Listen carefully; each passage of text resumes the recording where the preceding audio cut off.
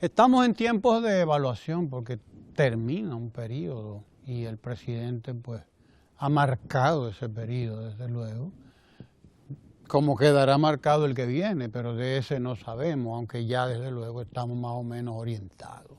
Nosotros sabemos cuáles son los rieles por donde va el tren. Ha habido que montarlo, ¿verdad? Sí. Tramo a tramo, pero están montados ya. Ahora sabemos por dónde va a seguir. Si a usted le tocara evaluar, ¿por dónde usted empezaría? Bueno, primero que nada, hacer una información a los televidentes. A los televidentes. Y a los seguidores en las redes sociales que esto se está transmitiendo por Periscope, en Twitter, en vivo. Muy bien. Así que, Twitter en vivo, ya Twitter, saben. Periscope en @RTVD. TV. Canal 4 RD, Canal 4 RD. RD, muy bien.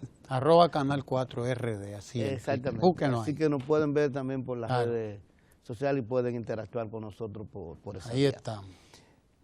Mira, ese es, creo que sí, que debemos estar en momento de evaluación. Y uno, cuando piensa en el gobierno dominicano, dice, bueno, ¿qué sería lo distintivo? Muchos gobiernos han dejado su impronta, otros no han dejado ninguna impronta, es la verdad. Pero ¿qué sería lo distintivo del gobierno dominicano en estos 4 años, del primer gobierno del presidente Danilo Medina? Yo creo que todas las encuestas que se han realizado y todo lo que se ha hecho, lo primero que va a poner en relieve, la primera cosa que va a poner en relieve es el tema educación. No solo porque se dio el 4%, jornada extendida, etcétera, sino por lo que ha significado real y efectivamente, tanto que algunos llaman la revolución educativa, no solo desde el punto de vista de la asignación de recursos, sino de la calidad, la adecuación de las aulas, etcétera, etcétera. Pero podemos volver con educación más tarde. Pero no solo educación. Si la gente, cuando piensa en el gobierno de Danilo Medina, piensa en educación, pero también piensa en un estilo diferente de gobernar, en una forma de acercamiento a la gente, de que la ciudadanía sea más protagónica y es más protagónica en esto de las cuestiones de la participación social y política, pensando en visitas sorpresa, pensando en la forma en que el presidente ha tomado ciertas decisiones polémicas, tomando en cuenta precisamente el sentir de la gente. Uno puede recordar Bahía de las Águilas, para poner un ejemplo de este tipo de decisiones, o el Plan Nacional de Regularización y la Ley Especial de Nacionalización con respecto a las relaciones con los vecinos haitianos. Pero no solamente esos aspectos, hay un aspecto que ha sido consistente, sistemático y que se ha profundizado y está presto para el futuro. El tema de la transparencia, el tema de la institucionalidad. Hay crítica con respecto a que si no se han tomado decisiones con respecto a situaciones anteriores a este proceso, que pueden tener alguna validez, pero es seguro que la forma en que se han manejado los recursos públicos en este periodo, que la forma en que se han establecido controles, y controles que todavía se siguen estableciendo, son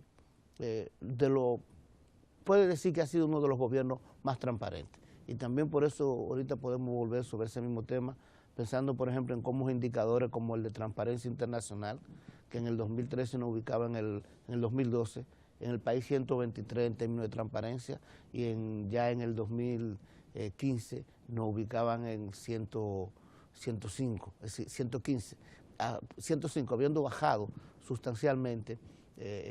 Además, el presupuesto abierto, que es otro indicador que se realiza a nivel mundial, fuimos considerados de entre 2012 al 2014, la primera medición se hizo en el 2012, la segunda en el 14, fuimos considerados como el país que más creció, pasando de una puntuación de 23 a una posición de 52, de 22 a 53, subimos prácticamente 31 puntos en ese indicador. Entonces te digo, educación, transparencia, relación con la ciudadanía a través de mecanismos como la visita sorpresa, pero ¿qué te parece el tema de las MIPYMES, la promoción de las pequeñas y medianas empresas, que se hace también a través de la tienda sorpresa y de la banca solidaria. Y no nos olvidemos de un tema que se encuentra en estos momentos en la palestra pública, que se encuentran con algunos titulares a veces muy críticos y que sin embargo también se pueden observar avances muy importantes, que es en términos de la reforma sanitaria, del tema de salud. Por ejemplo, con todo este proceso de descentralización que se está dando, de especialización de las instituciones, de que el ministerio sea solamente el ente regulador de todo lo que tiene que ver con salud, de todo lo que tiene que ver con salud pública y privada, y que el Sistema Nacional de Salud sea el que administra los hospitales y que los hospitales sean autoadministrados. Es decir, si así, fíjate que en una rápida panorámica nosotros podemos observar los avances que se han dado en políticas sociales, salud, educación, vivienda, en la elaboración de un mecanismo, de un nuevo modelo económico, promoción de la MIPYMES, etcétera, y en la reformulación de la política, una relación más directa con la ciudadanía. Se ha demostrado que vale la pena invertir en los pobres. Se ha demostrado que vale la pena invertir en los pobres. Se ha reducido sustancialmente la pobreza. Algunos economistas que ven solamente los aspectos macro no ven la influencia precisamente de las políticas sociales en la reducción de la pobreza. Por ejemplo, tú te pones a pensar, en educación se han construido alrededor de 23.000 aulas para poderla adecuar y llevar la jornada extendida. Y tú dirás, bueno, ¿y qué tiene que ver jornada extendida con reducción de la pobreza? Tiene mucho que ver en diversos aspectos por la forma en que se ha manejado esto. Lo primero es que al elevar la calidad de la educación, muchas familias de clase media baja, como dicen, de los sectores no totalmente pobres, sino de la clase media, que preferían tener a sus hijos en las escuelas públicas, han visto que con el mejoramiento de la calidad de las escuelas, que preferían tener sus hijos en la escuela privada, han querido moverse a las escuelas públicas, con lo cual tienen un ahorro muy importante en el pago de la educación, que hay que tomar en cuenta. Pero además de esto, con esto de la jornada extendida, que ya hay más de 12.000 escuelas, 12.500 escuelas y cerca de 900.000 personas, adolescentes, niños, jóvenes, en la tanda extendida. Con esto de la tanda extendida, resulta que una parte de la familia se libera de tener que quedarse en la casa atendiendo a los miembros más jóvenes y que necesitaban atenderlo. Entonces, al liberarse de eso, esa parte de la familia, que casi siempre es una mujer por la cultura patriarcal que existe, pues se libera de esa situación y puede o estudiar, si quería, algunos que querían estudiar alguna profesión o continuar sus estudios, o trabajar, en este caso, lo cual implica más ingreso a la familia. Y más ingreso, obviamente, es menos pobreza. Pero además, tú te pones a pensar en lo siguiente: la jornada extendida implica también una estructura económica en la zona donde interactúa la escuela.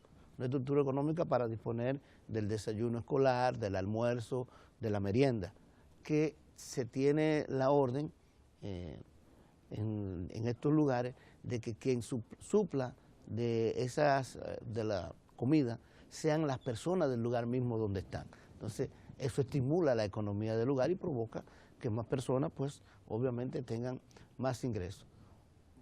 Además de eso, pensemos en lo que significa que en muchos hogares lo que se tenía era alguien que atendía a estos muchachos. Es decir, ese es otro ahorro que se hace. Pero además el almuerzo, la merienda y el desayuno implica, de los niños en las escuelas, implica que la familia también se ahorra de eso. Entonces, desde ese punto de vista, fíjate cómo solamente este aspecto, conectado a la economía y estimulando la economía local y conectado a la economía familiar, implica una cantidad de recursos que se ahorran la familia que ayuda a esta salida de la pobreza. Dice la CEPAL que crecemos un 6%, el que más crece, el país que más crece en América Latina para este 2016. Probablemente crezcamos más, desde luego, según el Banco Central. ¿Va bien entonces la cosa? el gasto no es gasto, es inversión en la población y vale la pena entonces seguir invirtiendo en la población. Bueno, precisamente, mira, uno de los aspectos que hay que tomar en cuenta es que en estos 3 años... Porque lo que pasa es la que se nos estabilidad- había dicho que no, que eso era populismo, La que eso era estabilidad macroeconómica. clientelismo y que eso era todo lo que dicen por allá por Europa, en donde el neoliberalismo ha hecho estragos además en muchas economías. Entonces nosotros vamos a contracorriente y sin embargo vamos bien, al parecer. No, al parecer no. Porque tú dices la CEPAL, Ajá. la CEPAL dice que vamos a crecer este año 6%, pero no te olvides que The Banker, una revista inglesa, nos colocó a nosotros como uno de los países que más va a crecer y ha dicho que esto se debe precisamente al turismo, a la forma en que se ha manejado el turismo, a energía y minería, en la forma en que se ha manejado esto y se ha estimulado, y a estos aspectos de la promoción de la microempresa, el emprendedurismo de la gente. Pero también lo dijo el Banco Mundial, no solamente la CEPAL, lo ha dicho el Banco Mundial. Recuérdate inclusive que después de la elección del presidente Danilo Medina, el FMI felicitó al presidente y dijo que eso era resultado precisamente de la forma en que manejaba la economía dominicana, que tenía un liderazgo en ese aspecto. Pero las principales firmas de calificadora de riesgo, Fitch, Standard & Poor's, Fitch Rating, todas esas firmas nos están colocando a nosotros Moody's, muy bien, o sea, B1, B+, y elevan la calidad y el precio de nuestros bonos. En términos económicos, las cosas se están haciendo bien, pero fíjate que lo importante, como tú bien señalaste, y cuando estábamos conversando sobre la jornada extendida y lo impacto que esto tiene económico, es que no ha sido un gobierno que se ha preocupado exclusivamente por la estabilidad macroeconómica, por los grandes números en economía, sino es un gobierno que entiende que detrás de toda estadística hay seres humanos, gente comunes y corrientes que viven y sobreviven, y que no es que el número te diga que las cosas van bien, sino que la gente se sienta a gusto en un gobierno. Y eso es lo que el gobierno le ha prestado atención. Al estimular esto, obviamente también estimula la economía.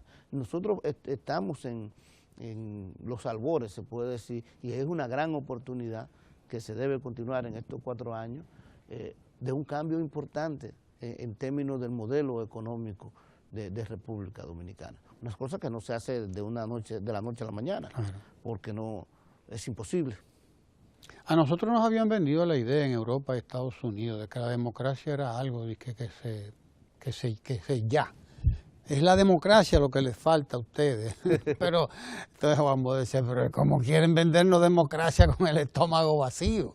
A estos países tan pobres, hablarle de democracia y de un modelo democrático tal cual lo conocen los europeos, que a ellos les tomó cientos de años les tomó a ellos, porque recuerdo un artículo de don Juan que decía, Inglaterra también tuvo su desorden, decía él para que se entienda, dice, Inglaterra también tuvo su desorden, para que se vea lo que eran institucionalmente aquellos países. Entonces, hasta los nórdicos, que son los más... Hasta los nórdicos, no, y sobre todo los nórdicos, sobre todo los nórdicos.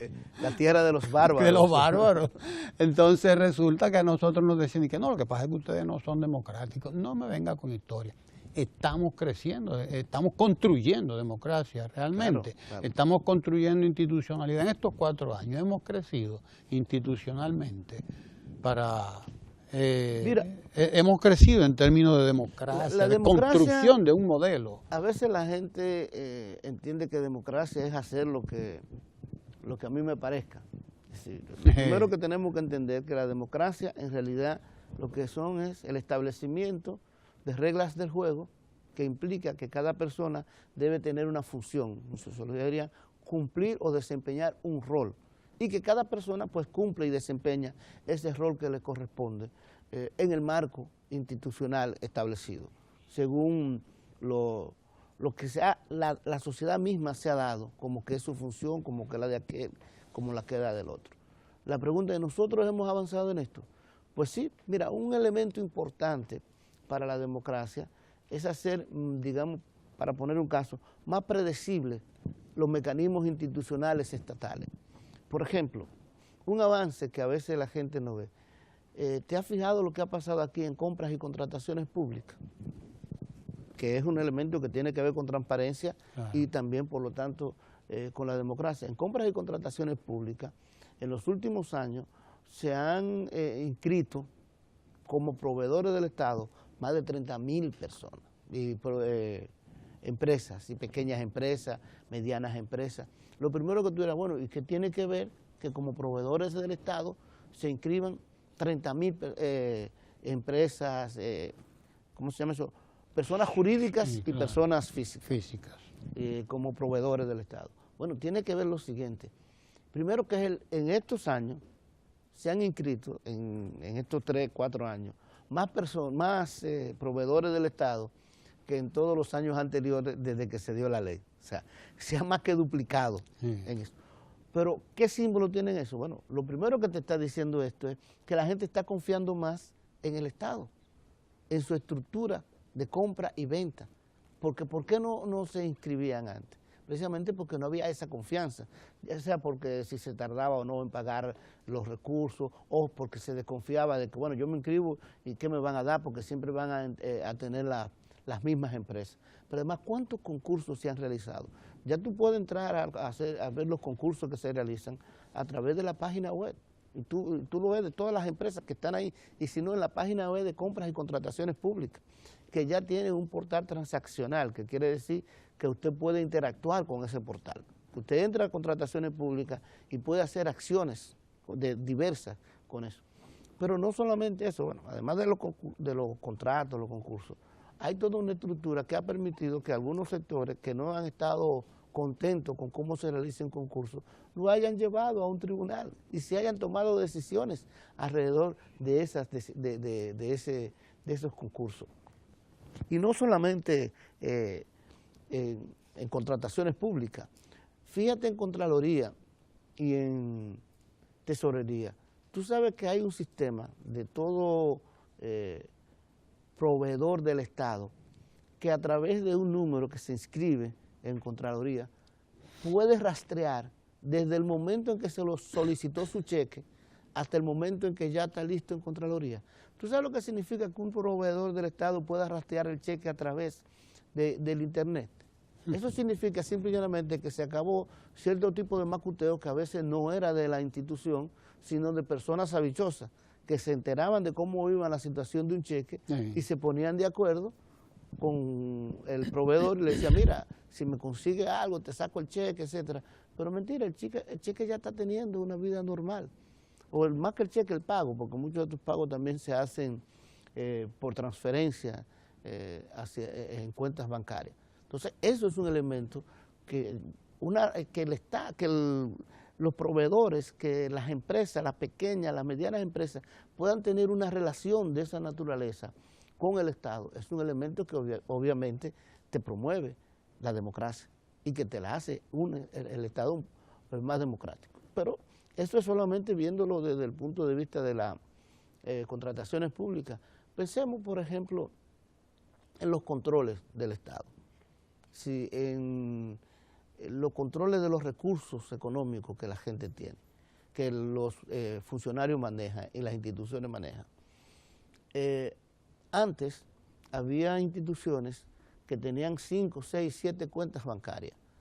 Se les depositaba el dinero para ellos realizar sus actividades y con ese dinero muchas instituciones lo tenían hasta ocioso, ganando intereses o lo ponían en algún mecanismo o papeles.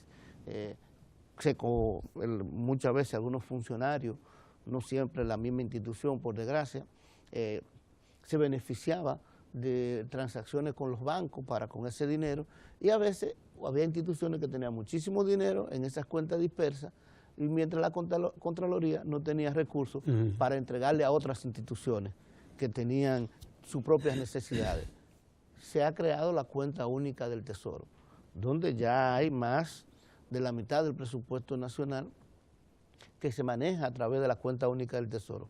¿Qué significa eso? Que yo te dije de instituciones que tenían 5, 6, 7 cuentas y que la manejaban a discreción y que podían tener mucho dinero, y otras que no tenían dinero, ya no se puede dar. Ya la Contraloría tiene los recursos y ella entonces decide en función del desempeño de la institución y las necesidades a cuál le asigna los recursos que necesite. Eso ya es un elemento de eficiencia y eficacia, pero además, ya que no hay, se han eliminado más de 3.000 cuentas, ya que no hay todas esas cuentas dispersas, sino que tú tienes esa cuenta única del Tesoro donde está, tú tienes control del dinero, tú eres que sabe, bueno, aquí tenemos tanto de los beneficios, las transacciones bancarias, todo eso ya lo maneja directamente Contraloría y no hay esa posibilidad de que algún funcionario o algún encargado de administración o contable haga acuerdo con los bancos y transacciones privadas con los bancos para beneficiarse